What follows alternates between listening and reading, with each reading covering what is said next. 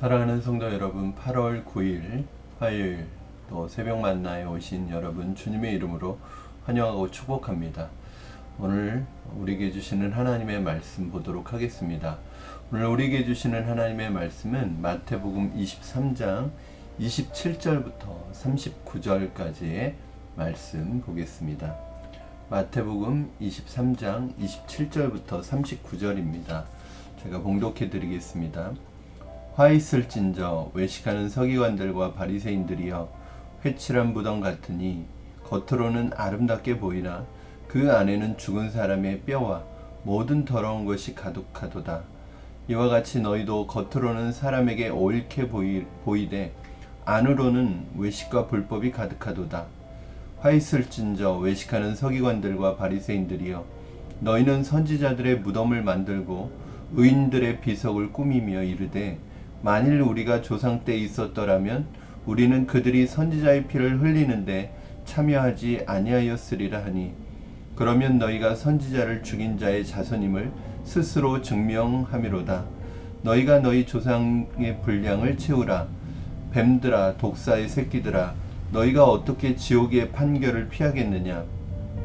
그러므로 내가 너희에게 선지자들과 지혜 있는 자들과 서기관들을 보내매 너희가 그 중에서 더러는 죽이거나 십자가에 못 박고, 그 중에서 더러는 너희 회당에서 채찍질하고 이 동네에서 저 동네로 따라다니며 박해하리라. 그러므로 의인 아벨의 피로부터 성전과 제단 사이에서 너희가 죽인 바가랴의 아들 사가랴의 피까지 땅 위에서 흘린 의로운 피가 다 너희에게 돌아가리라. 내가 진실로 너희에게 이르노니 이것이 다 이 세대에 돌아가리라. 예루살렘아, 예루살렘아, 선지자들을 죽이고 내게 파송된 자들을 돌로 치는 자여, 암탉이 그 새끼를 날개 아래에 모음같이 내가 내 자녀를 모으려 한 일이 몇 번이더냐. 그러나 너희가 원하지 아니하였도다. 보라, 너희 집이 황폐하여 버려진 바 되리라. 내가 너희에게 이르노니 이제부터 너희는 찬송하리로다. 주의 이름으로 오시는 이여 할 때까지 나를 보지 못하리라 하시니라. 아멘.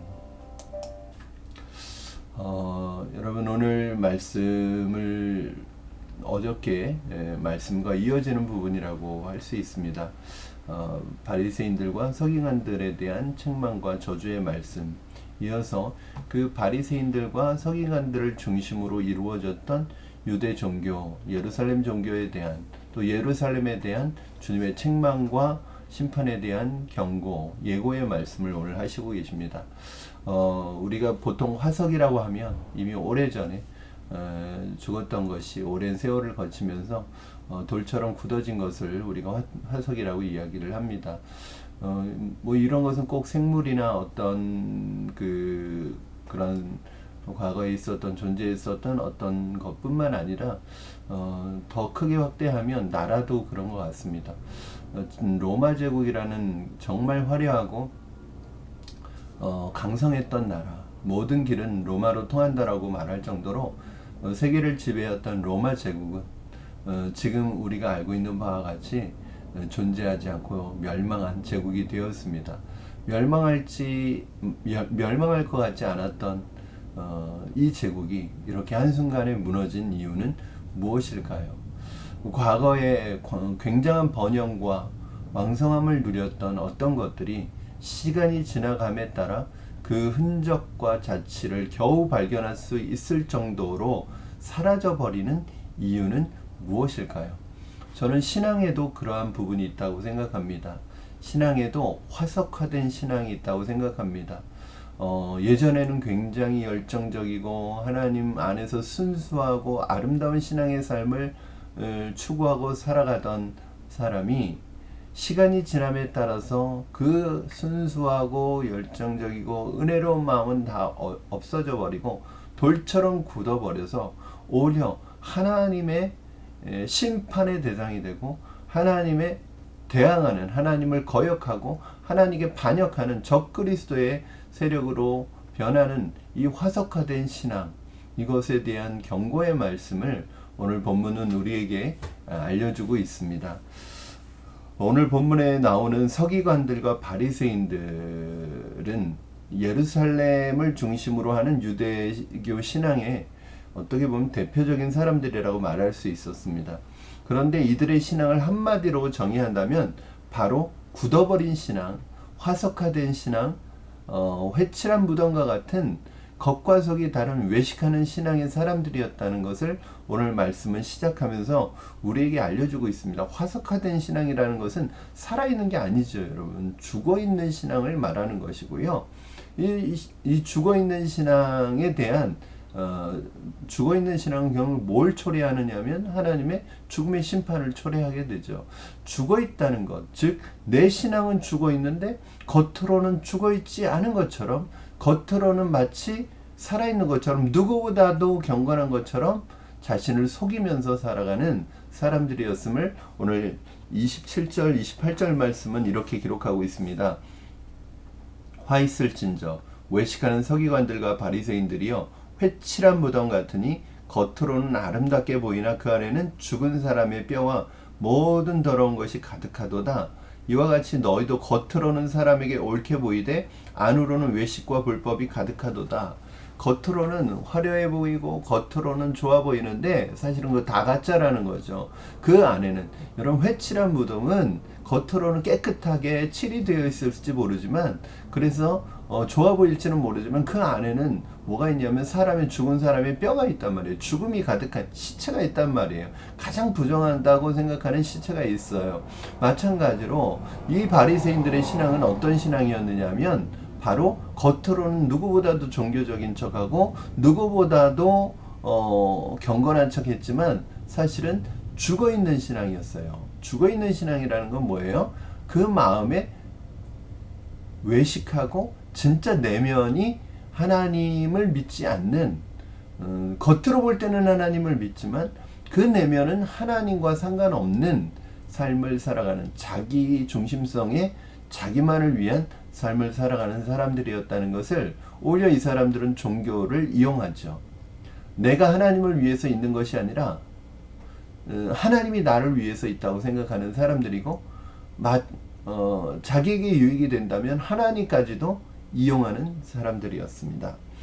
누구보다도 하나님을 사랑하고 그 말씀 앞에서 겸손하게 맡겨진 삶을 감당해야 될 서기관들과 바리새인들이었지만 이제는 하나님의 사람들을 핍박하는 사람들로 변질되어 버렸습니다. 하나님의 사람에 대한 핍박을 하나님께서는 하나님에 대한 거역, 하나님에 대한 반역으로 보십니다. 그들은 조상 때부터 그들의 그러한 불신앙의 역사가 이어지고 있는데, 예수님 당시에 그들의 이 불신앙과 하나님에 대한 반역이 가장 절정에 이르게 되죠. 그래서 예수님을 핍박하고 예수님을 죽이는 것은 그동안 그들의 조상이 수많은 선지자들을 죽이고 핍박했던 것에 있어서 예수님에 대한 핍박과 죽임은 그들의 하나님에 대한 반역에 대한 절정이라고 할 수 있고, 하나님을 거역하는 절정이라고 할 수 있었습니다. 그들은요, 조상들이 죽였던 선지자들의 묘를 아름답게 꾸며요. 그리고 자기들은 조상들과는 다르다고 이야기합니다. 만약에 우리가 그때 있었더라면 우리는 그렇게 하지 않았을 것이다. 선지자를 죽이는 일에 동참하지 않았을 것이라고 말합니다. 그러나 그들은 오히려 조상들이 했던 것보다 더 큰 일을 벌이죠. 바로 구원자 예수 그리스도를 핍박하고 죽이는 일에 동참하게 되는 것입니다. 참 아이러니합니다. 그들은 누구보다도 종교적이었고 자신들을 하나님을 위해 일한다고 생각했습니다. 그러나 결과적으로는 하나님을 대적하는 사람들이었고, 하나님께 반역하는 사람들이었고, 하나님을 핍박하는 사람들이었다는 것을 보게 됩니다. 이들이 어쩌다가 이렇게 되었을까요, 여러분? 이들은 도대체 왜 이렇게 되었을까요? 이스라엘이, 서기관과 바리새인들이 처음부터 이렇게 됐을까요? 저희는 알고 있습니다. 이스라엘이 하나님의 백성으로 부름받았을 때, 그 광야를 지날 때, 그리고 가나안 땅에 들어올 때 그들의 그 순수한 믿음과 열정을 우리는 기억하고 있습니다. 뜨거웠던 때가 있었습니다. 그러나 변하지 않고 안주하게 될 때 화석화되어가는 다른 것들처럼 신앙의 그 집에서 안주하여 스스로 자신들을 선민이라고 여기고 그 선민이라는 우산 아래서 자신들은 안전하다고 여기면서 이제는 하나님을 의지하는 것이 아니라 그 선민이라는 타이틀 자체를 의지하며 그들의 신앙은 굳어져 가고 화석화되어 가기 시작을 했습니다. 이제는 아까도 말씀드렸듯이 하나님을 위해서 그들이 존재하는 것이 아니라 하나님께서 맡기신 사명을 위해서 존재하는 것이 아니라 하나님이 그들을 위해서 존재하는 것처럼 그들은 하나님을 믿었고 하나님을 대하기 시작했습니다. 하나님은 그들을 품으려고 끊임없이 수도 없이 사랑을 표현했지만 결코 그들은 돌아오지 않게 됩니다. 오늘 본문 37장 37절 38절 제가 읽어드리겠습니다. 예루살렘아 예루살렘아 선지자들을 죽이고 내게 파송된 자들을 돌로 치는 자여 암탉이 그 새끼를 날개 아래 모음같이 내가 내 자녀를 모으려고 한 일이 몇 번이더냐. 그러나 너희가 원하지 아니하였도다. 보라 너희 집이 황폐하여 버려진 바 되리라. 여러분 그들에게 주어진 건 남아있는 건 이제 하나님의 심판밖에 없습니다. 하나님은 더 참으실 수 없습니다. 그들은 결코 끝내 돌아오지 않았습니다. 그들에게 남겨진 것은 심판이었습니다. 실제로 이스라엘은 AD 70년에 로마에 의해서 완전히 초토화되어 버립니다. 그들의 예루살렘, 그들의 성전, 그들의 유대 종교는 완전히 초토화되어 버리고 하나님의 심판 앞에 멸망하게 되고 예루살렘은 완전히 무너지고 그들은 그 이후로 2000년 동안 나라가 없는 큰 긴 고통의 시간을 보내게 되죠. 사랑하는 여러분, 우리에게도 뜨겁고 순수하고 열정적인 그러한 신앙을 가지고 살아가는 것이 중요합니다. 어떤 분은 그래요. 내가 예전에는 그랬다. 여러분 예전에 그런 거 아무 소용 없습니다. 예전에는 그랬는데 지금은 그렇지 않다면 그것은 당연한 것도 아니고요. 자연스러운 것도 아니고 지금 내 신앙이 화석화되어 가고 있고 굳어져 가고 있다는 것을 의미합니다. 그래서 점검해 보아야 합니다. 언제부터인가 한국 교회가 신앙이 화석화되어 가고 있습니다. 하나님을 위해 내가 무엇을 할 것인지를 어떻게 하면 살아가야 할까를 고민했고요. 교회를 위해, 공동체를 위해, 이 나라 민족을 위해 나는 어떤 사명을 감당해야 될까를 기도하며 고민하던 한국 교회였습니다.